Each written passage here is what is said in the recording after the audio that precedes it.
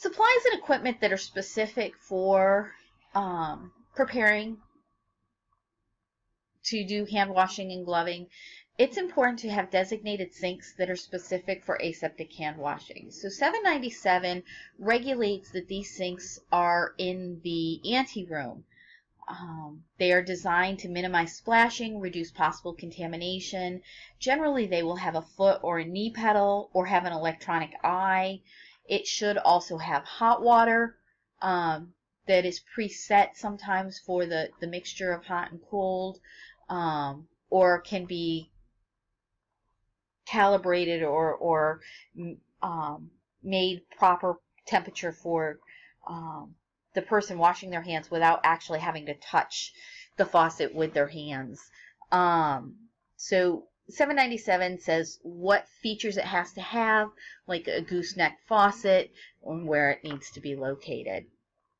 So, like I said, located in the anteroom or just outside the door of the clean room. Deep sink with a gooseneck faucet, so that means the faucet's kind of away from the back, so you're less likely to come in contact with the faucet or the walls of the sink. The foot pedals, if not available, let the water run through the entire process. Don't turn the water off. If it's a foot pedal, you can step off the pedal while you're actually doing the scrub. If you have to use like the controls to turn the faucet on and off with your hands, after you've completed your hand washing, you would use clean, dry, lint-free paper towels to actually turn off the faucet. The area must be clean and free of any items that could cause splashing. No sponges or IV bags should be left in that sink. So the hand washing supplies, you're going to have to do your basic aseptic hand washing and vigorously wash both hands and forearms for at least 30 seconds with the appropriate antimicrobial agent, ideally 30 seconds to up to 4 minutes. Most hand washings are going to probably take a good 2 to 3 minutes to do them properly. Many facilities prefer you perform the hand washing procedure using sterile prepackaged surgical scrub brush, sponge brush combination that's pre-saturated. If not, if you're using one of those sponges or brushes that is not pre-saturated, you're going to saturate it with the soap. Many of the soap dispensers are also now electronic, so you don't have to push down on them and potentially contaminate your hands. You need to maintain a proper level of suds while you're doing the procedure to make sure that you have enough of that antimicrobial agent in contact with your skin. The brush is only used on your nails. The sponge is used on your skin. If you use the brush on your skin, you're going to cause more of that sloughing off of cells.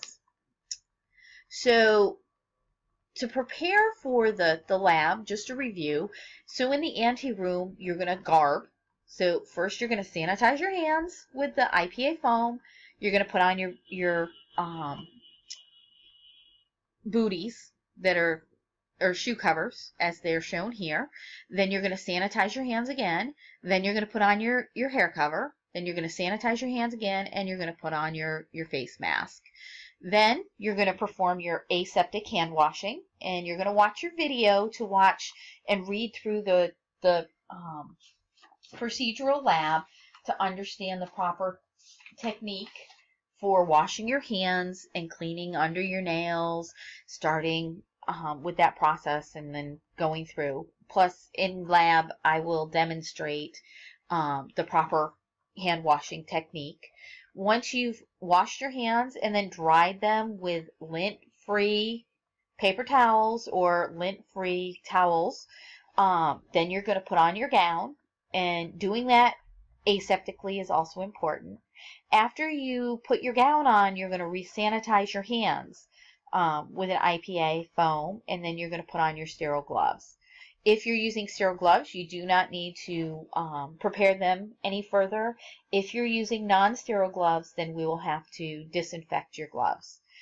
Then, after you've completed, it's important to understand the proper process for removing your items. So removal of your items is in the opposite order as the way that you put it on. So the last item you put on is the first item you take off. So properly removing your gloves, turning them into themselves. So if there's anything contaminating the outside of the glove, you would contain that. Then the next part is to take off your gown.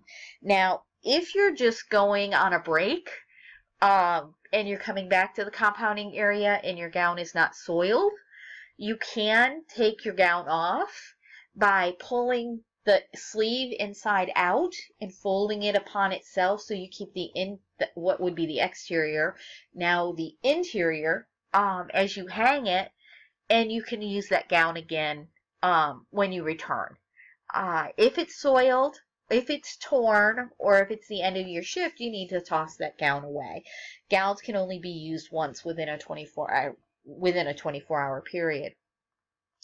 Once you remove your gown, then the next item to be removed would be your mask, then your hair cover. If you're a man with a beard, your beard cover would come off at that time as well.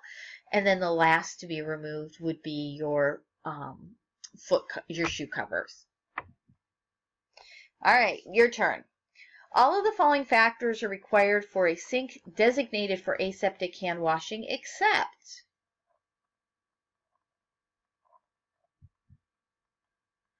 we do not place a sink in the clean room.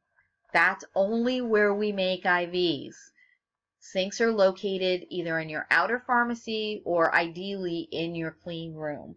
It does need to have a gooseneck faucet. It does need to have a deep basin, and it is restricted use for pharmacy compounding personnel only. We're not just going to be making, if you're doing like Miracle mouthwash or something like that, or just washing your hands or maybe washing your glassware. That does not occur in your ante-room sink. Only sterile compounding hand washing occurs in that clean room or ante-room sink. Okay, additional questions?